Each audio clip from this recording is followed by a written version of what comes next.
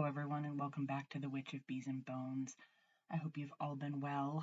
I thought I would sit down today, talk about another deck that I got a bit ago and have just sort of started working with a little bit. So, again, this isn't necessarily a deep dive, but more of a knee jerk reaction to this deck.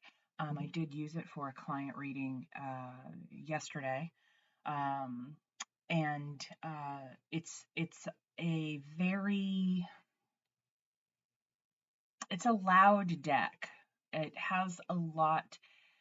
I don't know that it has a lot to say, but it has a very strong kind of emphasis on what it does have to say. So I thought I would share it with you today. A couple people recommended this to me, so I ordered it. And I did take a look at it when I got it, but I didn't do any working with it because again we're on a shadow work. Uh, I'm taking a break from the shadow work, although it's really calling me. So I don't know that I'm going to make it another month if I'm totally honest. There's some stuff. There's some. In taking the break I've taken, I have healed some things and been able to shift perspective on some things. But it's also brought up new stuff. And so I, I think I'm ready to work on that stuff as well. I'm working really hard on finding balance between doing my shadow work and working on my shit, but also enjoying things and living life and all of that. So I have some creative projects I've been working on, and I'm going to continue to work on those, which I think is a nice balance. We did get a ton of snow, but I've been able to get outside almost every day, and that has helped. Excuse me, that has helped immensely. So I'm gonna try a new thing for me. I don't excel at balance. My cards keep telling me about balance and the importance of it. So I'm going to try this. And I'm going to try to do the shadow work and live a happy life. So we'll see how that goes. But for today, we are going to talk about the Deep, Dark, and Dangerous Oracle. It's by Stacey Demarco, illustrated by Kinga. I'm gonna botch this name, and I'm really sorry. Brichki. The artwork is beautiful. The feel of it is beautiful. It's a nice hard box. I'm a sucker for beautiful packaging, and this packaging is great. There's a So you can see if I turn it just right, there's a snake print kind of embossed over everything. And I like that. I think it's really lovely. So the box has this beautiful serpent snake on the inside. There's a great guidebook. This I'm very happy about. And then the other side is just the same. What if by stepping into the realm of the quote monsters and the things that go bump in the night, what seems twisted and dangerous is actually a torch leading us out of the darkness and into divine wholeness? From the iconic Medusa to mermaids, Valkyries and vampires, Selkies and Sibyls, find your truth in the deep, the dark, and the dangerous. This deck includes stunning images of the world's deep creatures, dark goddesses and gods, and dangerous heroes and shadows. And it does that. It does that. So the book is, good size. It's like a page and a half to 2 pages for each card. So it has the explanation, the kind of the message of the card, a story of the mythology, and then the kind of explanation of the card, which it also, I forgot to mention this, it also has a plant companion and a crystal companion for each card, which I think is really interesting. As y'all know, I I'm a nature witch and I work with plants a lot. I work with plants and flowers in my day job, so to speak. Um, and I'm always curious about plants to pair with things and crystals. So, for example, when I do a reading for someone, and as of late, since I opened my Etsy shop, I've been doing readings via video, which I've not done before, almost exclusively.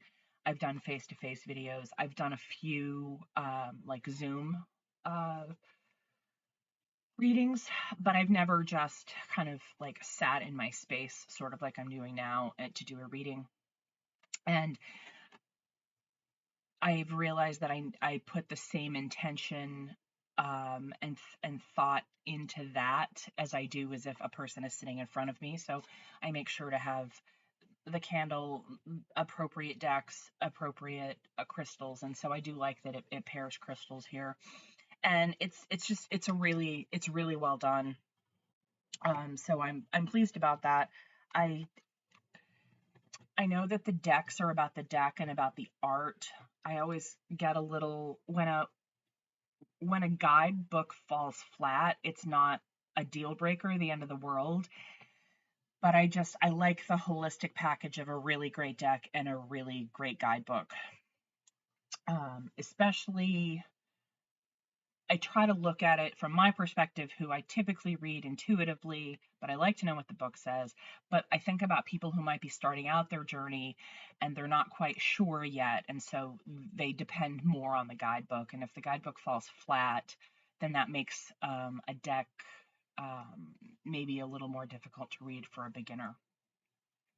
So the card backing is magnificent. I'm going to try to get a good. Sorry, they're super shiny, which is one of the only things that I do not love about. I don't hate it, but it's it's they're hard to photograph and obviously video, but it's got this beautiful image, um,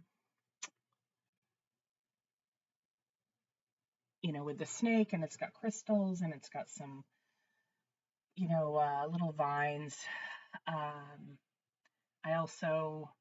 I really like the fact that they have both the top of the snake and the belly scales. That's just one of those kind of weird things that's important to me. I just had my Eastern milk snake finished over the weekend. Again, this is a terrible not imagery, but the lighting isn't stellar for this. But it's an Eastern milk snake in a bed of fringed polygala, and you get a nice mix of the belly scales and of the body, and then the head. And yeah, I Sky is a true artist. So worked on that and worked on my hummingbird moth right here, which again is difficult to see, but is just, I'm thrilled. So anyway, that was a little aside. So the sides have this beautiful red foil on them. I'm really digging the foil on decks. The only problem is like I've used this deck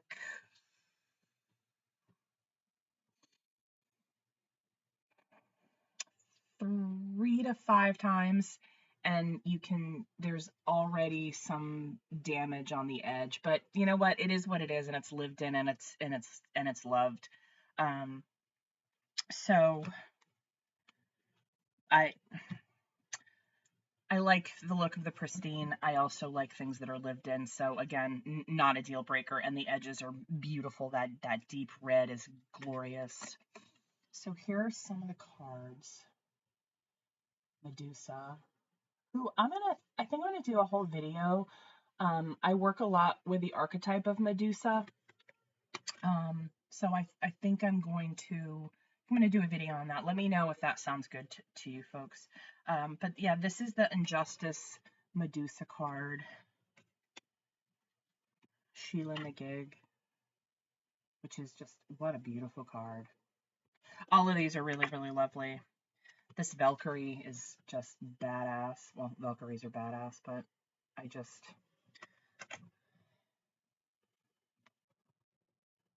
the imagery. So that's another thing I really like about these is you see the meaning of the card.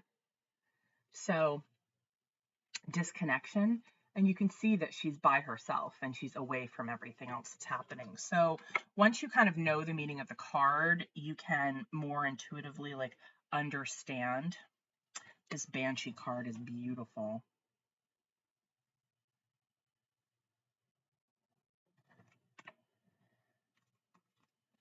And of course, you all know how much I love cats. So this reminds me, this is a Harpy, a Chaos card. This reminds me of Susan Sedin Boulay paintings. It has that same kind of layer and texture to it. The Minotaur, which I can't help but see this and think of American Horror Story Coven, because I just can't. The Morrigan. It's such a beautiful card. I mean, oh, it's stunning. And you see the black wings of the crow and the blade sovereignty. Yeah, these are just really stunning cards. Hydra regeneration. So it's a great great deck for maybe learning some mythology and also the power behind certain beings or deities. Kali, love. I think that sometimes Kali gets a bad rap. And there is a certain amount of vengeance in Kali, but this is just really lovely with the skulls and the intention and the flames. It's, yeah.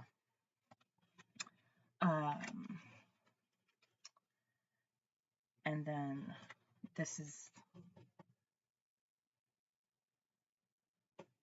so if you're looking for a deck that is really aesthetically pleasing, I find it easier personally to connect with decks that obviously deal with the natural world. This is a nice blend of mythology and nature that I enjoy. Again, I haven't worked with it a ton, but what I have done has been like really clear answers, and I like that, especially if you need kind of like hard-hitting clarity on something. This is a great deck for that, so I would highly recommend it. There's a particular card that I'm looking for. Oh, well, here's one. This isn't the card, but Kraken. I mean, I do love a cephalopod, and how it's showing up is not doing it justice. I do have a new camera. I want to fiddle with it first before I put a video out, and I just want to get something out to you guys. So I am going to be playing with that, and so hopefully the video quality will improve. But this Kraken card is lovely, so I want to show you that. Okay. I love how inclusive this deck is. There's people of all, I can't say all, but people of color, and it's really, really inclusive, and I enjoy that. I'm always struck when I see a white Jesus, because Jesus is from the Middle East, and the chances of Jesus being white are 0. But I realized, and it wasn't until I saw this card. So this is the Hecate card. I work a lot with Hecate. I have my entire life. She's probably my kind of patron goddess or deity.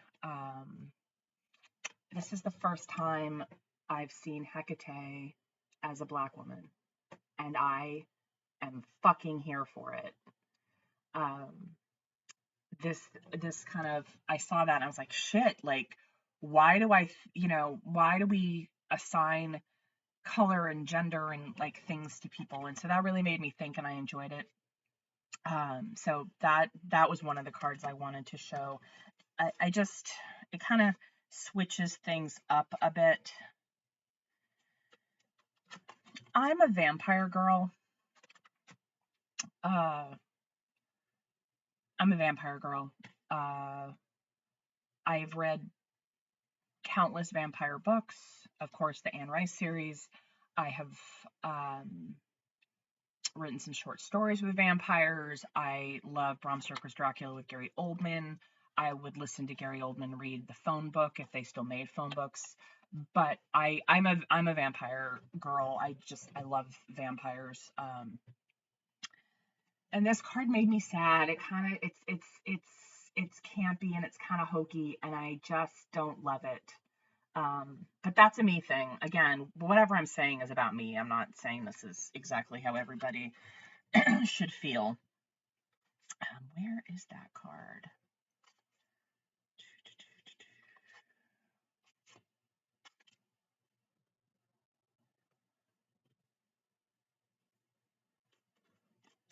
This Chimera card is very interesting to me. It denotes synergy, and it has the head of a lion, the head of a ram, and then the tail of what looks to be a venomous snake.